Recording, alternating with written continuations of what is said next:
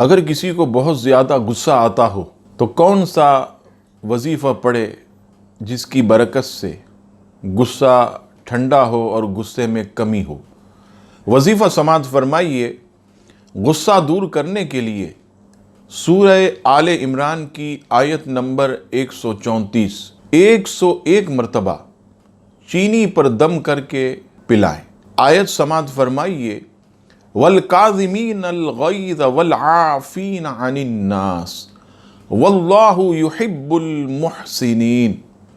101 مرتبہ سورہ آل عمران کی آیت نمبر 134، یہ روزانہ چینی پر دم کر کے آپ ان کو پلائیں، یا خود بھی جس کو غصہ آتا ہو وہ خود بھی اگر پڑھ کر چینی پر دم کر کے پانی میں یا شربت میں یا دودھ میں چینی جو ہے ڈال کر وہ پی لے تو انشاءاللہ اس کی برکت سے اس کا غصہ ٹھنڈا ہوگا اور غصے میں کمی واقع ہوگی۔